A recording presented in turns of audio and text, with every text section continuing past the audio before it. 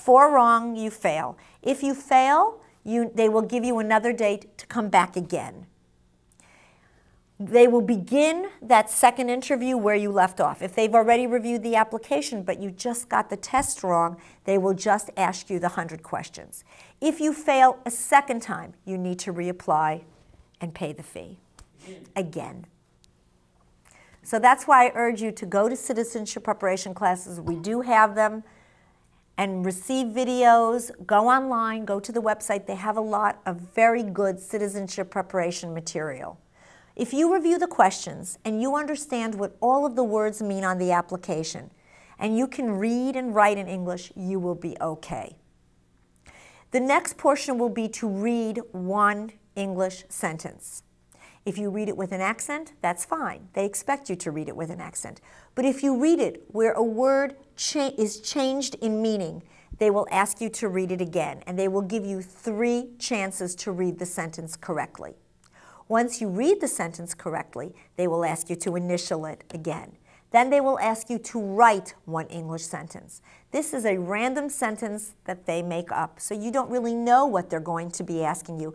But it could be, I celebrate Independence Day. July 4th is Independence Day. The capital of New Jersey is Trenton. You really don't know what they're going to be asking you. And so again, citizenship classes, and I've given you a vocabulary review sheet.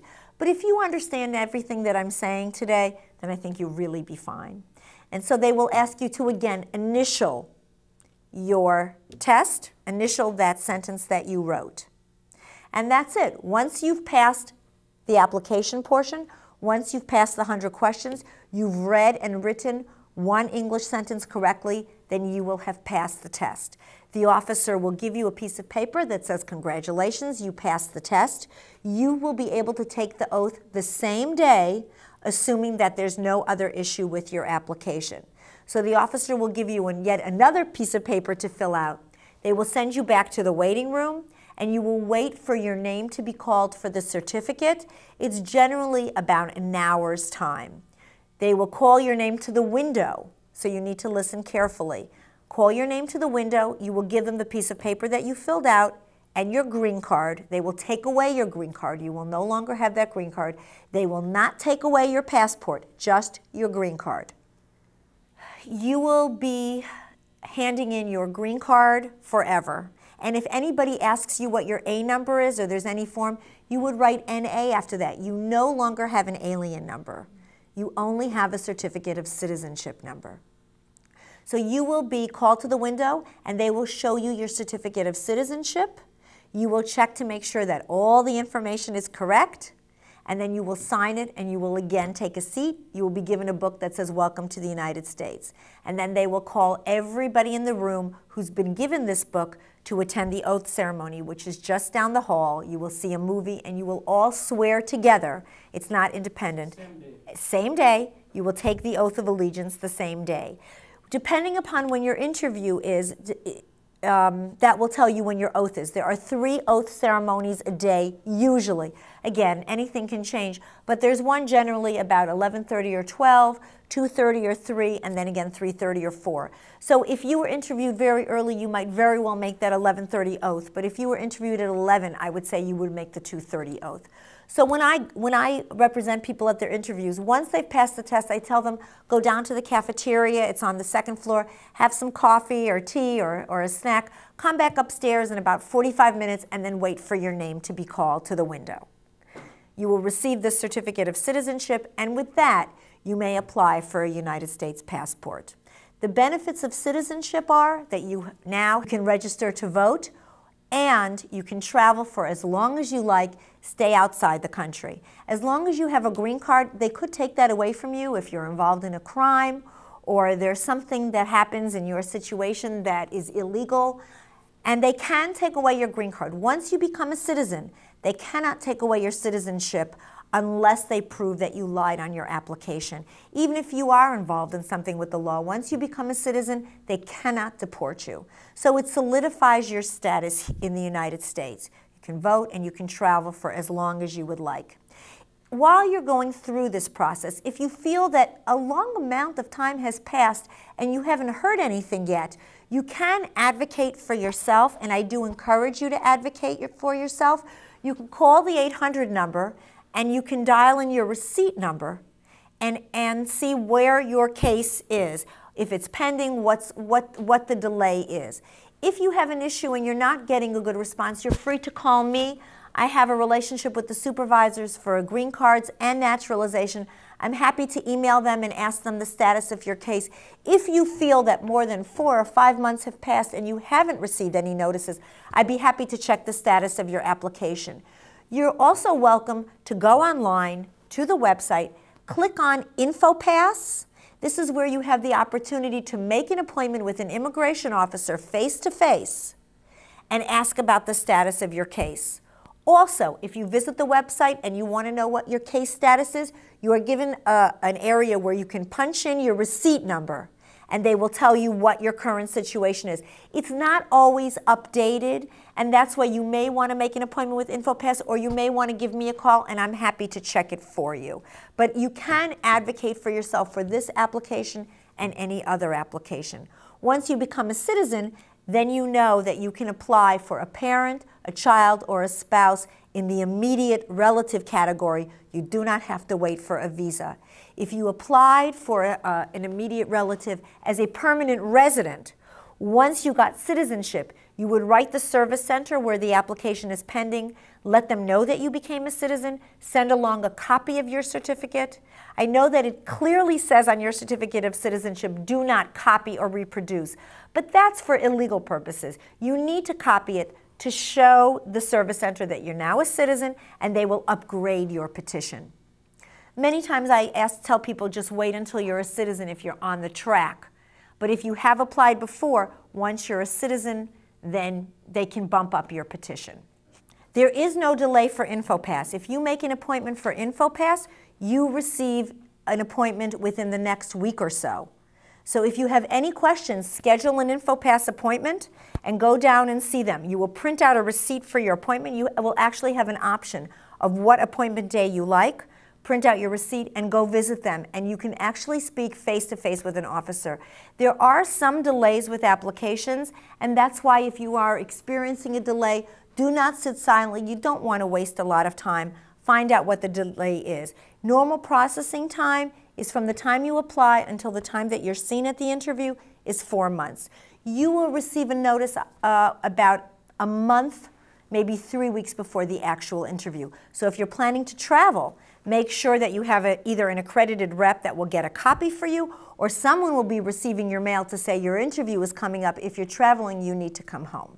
If something happens to you on that day, again, get in touch with the INS. If your interview was at 10 and you said, oh my God, my interview was today, or my car broke down, go down there the same day and show them your appointment letter. You will be seen. Don't think that because the time has passed, you should not go. Go on the same day.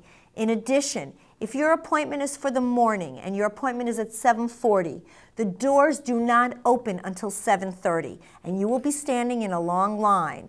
So you can go up to half an hour before your appointment, but remember, you're going to be standing in line. No one is getting into the building before 7:30. So going into that line before that time would be a waste of time. If you're stuck in the line and your interview time is passing, that's okay. As soon as you get upstairs, you will hand in your letter and you will be called. Unfortunately, we're not called at the interviews on a first-come, first-served basis. You may sit next to someone and say, I gave in my letter a half hour ago and this person was called before me. Something is wrong. If you gave in your letter, nothing is wrong. The INS puts your interview letter in a slot and assigns you an officer. If your officer is delayed or experiencing a long interview before you, then that will just delay your interview. But it's not a first-come, first-served basis. It depends on who your officer is that day. If you feel that you've been sitting there for 3 hours, you can check it. But if you've given in your application, your interview notice, then assume that you will be called. Sometimes we're called after half an hour. Sometimes we can wait 3.5 hours to be called. There's no way that we can determine how long you're going to be called. So I can just say to you, if you're working, take the day off. If you're bringing children with you, Be prepared that they may get restless. You can go into your interview and your attorney can go into the interview. Your family members cannot join you. They can stay with you outside in the big room on the 15th floor, but they cannot go into the interview with you. Only you are allowed in, you and your attorney or accredited representative. Unless you have a medical waiver, and then your attorney is allowed in as well, or someone who's going to translate for you, but only if you have a medical waiver. So you'll be going in all by yourself. As an accredited rep, I am allowed to represent you at your interview, and if there's a delay in your application, I can notify the INS by emailing them, or I can phone them to ask what is happening with your case. I will also call you when I receive a notice for your receipt, for your fingerprints, and for your interview. So I can represent you at your interview and advocate for you in case there's any delay. I know that many people will be nervous when they go to the interview, and that's understandable. You've spent a lot of money, you want to become a citizen, and you've studied hard. You certainly don't want to come back again. I can only tell you, listen carefully to the questions that you're asked. When they ask you from the 100 questions, think before you answer. Sometimes you will hear a key word, and you've learned that answer, so you will automatically say what you know, but it's not necessarily the answer to that question. Officers at the INS have different accents. Listen carefully to what they're saying. If you're unsure, you must say, please repeat the question. Do not say, I didn't understand you, please repeat the question, because then they might infer that you didn't understand English. Simply say, please repeat the question, or could you please slow down? Could you please speak slower? And that's why some people like to have an accredited rep or an attorney, because when there's someone else in the room, it may change the tone of the interview. But you're perfectly able to advocate for yourself, and I encourage you to do so. If you're in the interview and you feel that you need the question repeated, take your time and answer appropriately. Remember, after 4 questions, it's incorrect. And I've accompanied people who knew it. They knew it very well. But again, they were answering on those key words. And then I stopped the interview and said, you're going to wait 5 seconds. Repeat the question to yourself and answer it to my client, which you're allowed to do. Anytime you have a question, tell the officer, please repeat the question. Please slow down. And if you feel that you've been dealt unfairly or the officer didn't give you a fair chance, you should speak with the supervisor when the interview is over. It's your right to apply for citizenship, and it's your right to advocate for yourself. So I encourage you to ask for a supervisor if you feel that there's something happened at the interview that was not appropriate.